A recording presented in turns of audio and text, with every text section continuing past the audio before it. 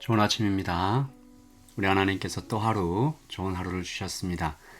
수요일 1월 25일 우리에게 주신 말씀 함께 보겠습니다. 마태복음 4장 12절에서 25절 말씀, 우리 함께 하나님 말씀 보겠습니다.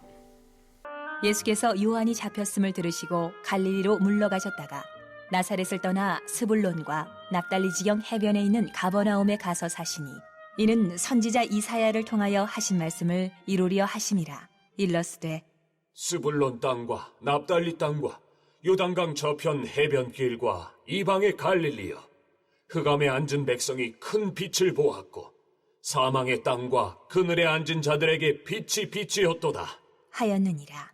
이때부터 예수께서 비로소 전파하여 이르시되 회개하라, 천국이 가까이 왔느니라. 하시더라.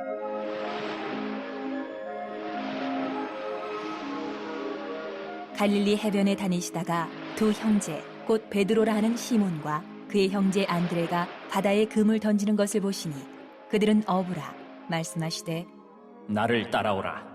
내가 너희를 사람을 낚는 어부가 되게 하리라. 하시니 그들이 곧 그물을 버려두고 예수를 따르니라.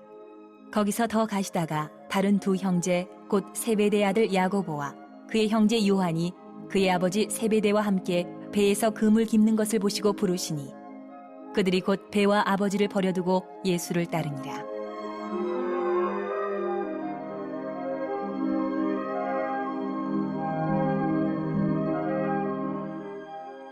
예수께서 온 갈릴리에 두루 다니사 그들의 회당에서 가르치시며 천국 복음을 전파하시며 백성 중에 모든 병과 모든 약한 것을 고치시니 그의 소문이 온 수리아에 퍼진지라. 사람들이 모든 앓는 자 곧 각종 병에 걸려서 고통당하는 자, 귀신 들린 자, 간질하는 자, 중풍병자들을 데려오니 그들을 고치시더라. 갈릴리와 데가볼리와 예루살렘과 유대와 요단강 건너편에서 수많은 무리가 따르니라. 아멘. 하나님의 말씀입니다. 한번 더 읽으시면서 묵상하시겠습니다.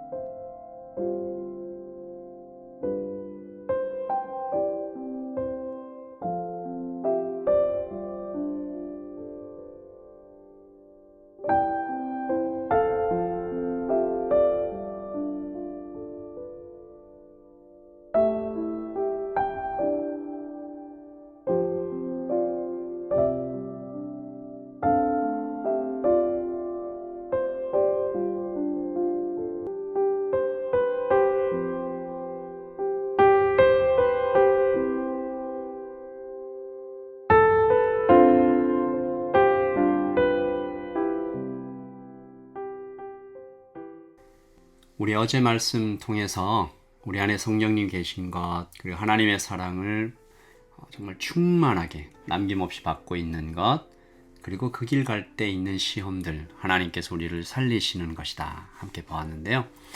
오늘은 이 때에 대한 말씀을 좀 보겠습니다. 전도서 3장에 때에 대한 말씀이 있죠. 전도서 3장 1절에서 2절. 천하의 범사가 기한이 있고 모든 목적이 이룰 때가 있나니 날 때가 있고 죽을 때가 있으며 심을 때가 있고 심은 것을 뽑을 때가 있으며. 그러므로 성도는 하나님의 때를 알고 또 그 때를 기다릴 줄 아는 사람이라고 저는 믿습니다. 오늘 예수님께서 갈릴리에서 또 나사렛에서 그리고 가버나움으로 이렇게 움직여 가시는 모습이 보이고요. 공적인 사역을 실제로 시작하시는 장면, 이 각각의 움직임이 어떤 근거를 가지고 어떤 이유를 가지고 모두 하나님의 때를 따라 이루어졌다. 성경은 예수님께서 언제나 하나님의 때를 따라 움직이셨다. 예수님께서 요한이 잡히셨음을 들으셨을 때 갈릴리로 물러가고 계시죠. 그리고 또 가버나움에 가신 이유는 이사야 선지자의 예언, 즉 말씀을 이루기 위해서 이렇게 이동하고 계신데요. 그 말씀이 바로 이 사역의 시작을 알리고 있습니다. 예언하고 있는 거죠. 이 16절, 17절을 우리 같이 읽겠습니다. 흑암에 앉은 백성이 큰 빛을 보았고 사망의 땅과 그늘에 앉은 자들에게 빛이 비추었도다 하였니라. 이때부터 예수께서 비로소 전파하여 이르시되 회개하라 천국이 가까워 왔느니라 하시더라. 이 성령님의 인도하심을 따라서 때를 분별하는 것, 나아갈 때와 또한 물러날 때를 정하시는 예수님의 모습을 우리가 보는데요. 하나님의 본체시잖아요. 그런데 언제나 겸손히 성령님을 따라 또 아버지 하나님께 순종하시는 모습을 보는 거죠. 우리도 예수님을 따라 순종하면서 그렇게 살아야 할 텐데 사실 이것이 말하는 것처럼 쉽지가 않고 또 우리가 결심한다고 굳게 결심하여 예수님처럼 살자고 의지를 불태운다라고 되는 것도 아니고 사실은 성경에서 그렇게 하라고도 말하지 않습니다. 복음서는 거듭난 사람, 어제 우리 같이 보았던 것처럼 거듭난 사람 안에 성령께서 들어오시면 그런 일이 자연스럽게 일어난다라고 얘기하죠. 복음을 알고 그 사랑이 얼마나 큰지 알게 되면 다른 길로는 가고 싶지 않게 된다. 오늘 말씀을 듣고 하나님께 예배하는 우리 모두에게 이런 일들이 많이 일어나기를 간절히 원하는 것이죠. 예수님께서 오늘 사역을 시작하시는데 가장 먼저 제자를 선택하십니다. 주님께서 먼저 보셨죠. 18절입니다. 갈릴리 해변에 다니시다가 두 형제 곧 베드로라 하는 시몬과 그의 형제 안드레가 바다에 그물 던지는 것을 보시니 예수님께서 그들을 보셨어요. 굉장히 주목해서 보셨죠. 수고하고 있는 모습이에요. 무거운 인생의 짐을 지고 신음하고 있어요. 예수님께서 그 모습 보시고 그 소리 들으시고 영혼의 상처와 육체의 고단함을 다 아신 거죠. 그리고 부르십니다. 19절 말씀하시되 나를 따라오라. 내가 너희를 사람을 낚는 어부가 되게 하리라. 아멘. 예수님께서 제자를 선택하실 때 먼저 보시고 그리고 부르십니다. 제자들은 즉시 따라가죠. 그런데 사실 이것을 좀 오해하는 분들이 좀 많은 것 같아요. 예수님께서 부르셨는데 금방 따라갔다. 즉시 순종했다. 대단한 믿음의 결단이다. 물론 이렇게 이것을 폄하할 이렇게 너무 간단하게 볼 일은 아니지만 그들은 사실 대단한 믿음의 결단을 한 것은 아니었습니다. 사람을 낚는 어부라는 부르심을 제대로 이해한 것도 아니었어요. 베드로, 안드레, 야고보, 요한 다 마찬가지입니다. 이 베드로, 안드레를 부르실 때와 야고보, 요한 부르실 때 정확하게 똑같은 사건이 반복되는 것 아시죠? 21절에도 주님은 보셨고 또 부르시고 22절도 20절과 마찬가지로 이 베드로, 안드레, 야고보, 요한 즉시 예수님을 따라 나섰죠. 이 두 팀의 차이라고는 베드로는 금을 버렸다. 야고보는 배와 아버지까지 버리고 따라 나섰다. 그러니까 다시 한번 이 말씀을 좀 그물을 버리고 배와 아버지까지 버리는 믿음의 결단 이런 것들을 요구하는 목적으로 이 말씀, 이 본문을 사용해서는 안 됩니다. 여러분 그들은 사실 복받기 위해 따라 나선 것입니다. 오늘 말씀에 자세히 다 말씀드리긴 어렵지만 당시 랍비의 제자가 되는 것은 엄청난 영광이었어요. 지금도 그렇지만 예전에 한국 부모님들이 아이를 낳으면 그 아이가 명문대 나와서 판검사, 의사 되는 것을 간절히 바랬던 것이 이 대체로 모든 부모님들의 바람이잖아요. 이스라엘의 모든 부모들도 그랬는데 이스라엘의 부모님들은 자식이 랍비가 되는 것을 간절히 바랬습니다. 그래서 그 경쟁률이 어마어마했어요. 모세오경 정도는 가볍게 외우는 학생들도 무수히 떨어져 나갔고 구약 전체를 거의 암송하고 그 해석도 독창적으로 할 수 있는 수준 정도가 되어야 랍비에게 제자 삼아 주시지 않겠습니까? 라고 겨우 말이라도 해볼 수 있었습니다. 그 다음엔 그래서 랍비께서 그래 한번 지켜보자 그렇게 받아주시면 그 다음에는 끝없는 기다림이 이어지는 거예요. 랍비께서 언제 부르실지 알 수도 없었고 얼굴을 보고 말 한 번 걸어보기도 힘든 시간들이 쭉 이어지는 거죠. 그 모든 것을 다 통과하고 랍비께서 그 제자들 가운데 이 친구 정말 이 따르는 사람들 가운데 견습 제자들 이 견습 제자들 가운데 이 친구는 정말 정식 제자가 되어도 좋겠다라고 생각하고 질문과 대답을 합니다. 굉장히 길게 해요. 어떤 질문과 대답은 며칠이 걸렸다고도 하는데 그 질문과 대답이 다 끝나고 나서 드디어 랍비의 정식 제자가 될 때 랍비가 그를 부르는 말이 오늘 예수님께서 하신 말씀 헬라어로 튜테 나를 따르라.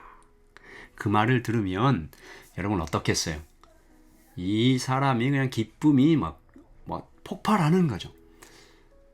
그런데 오늘 4명의 이 어부들은 조건 없이, 자격 없이, 시험 없이, 기다림 없이 랍비의 제자가 됐잖아요.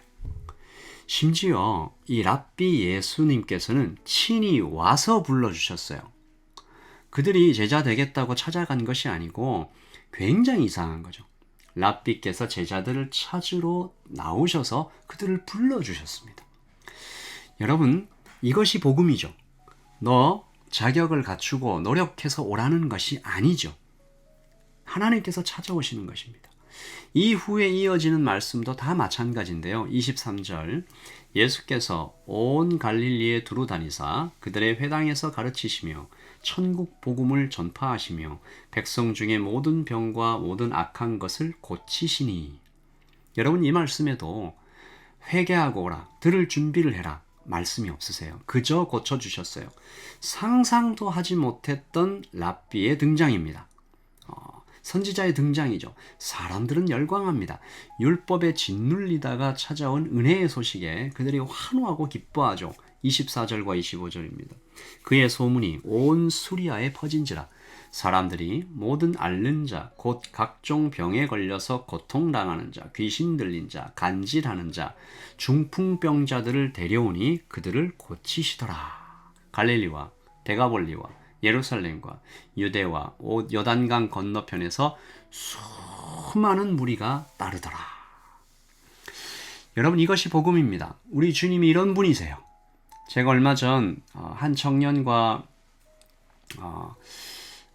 그 대화를 하다가 얘기를 하다가 제가 그만 울컥한 적이 있습니다. 여러분, 세상의 수많은 종교와 철학과 사상 중에 오직 복음만이 은혜를 말합니다. 자격을 갖추지 않고도 어떤 엄청난 노력을 하지 않고도 보상으로서 얻어지는 것이 아니라 그저 나를 위해 죽으시는 하나님을 보여주는 것은 복음밖에 없습니다. 얼마나 다행이에요. 도대체 나는 무슨 복을 받아서 다른 종교가 아니라 우리 주님을 알게 된 것일까?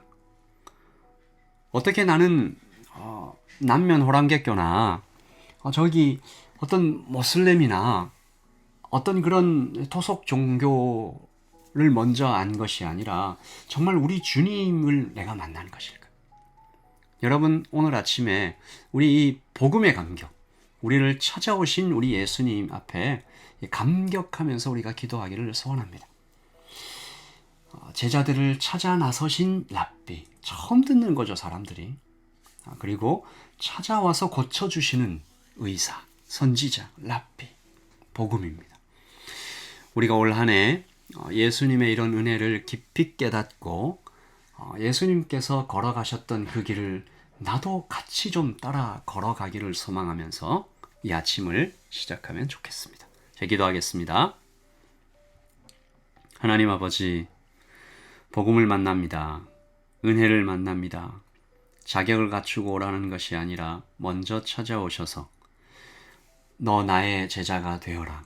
내가 너를 자격 없이, 조건 없이, 기다림 없이, 시험 없이 너를 제자로 받아주겠다라고 하신 우리 예수님의 모습을 바라보면서 찾아다니시면서 모든 병과 모든 악한 것들을 고치신, 약한 것들을 고치신 예수님을 바라보면서 나를 찾아오신 우리 예수님을 만납니다. 무슨 복이 있어 예수님을 만나게 된 것인지 하나님 아버지 감사하며 이 하루를 시작하게 하시고 하나님 우리도 예수님을 본받아 따라 또 다른 사람에게 이 은혜를 나누어가는 복된 삶 살게 하여 주시옵소서. 감사합니다. 예수님의 이름으로 기도합니다. 아멘. 여러분 주님 안에서 평안하십시오.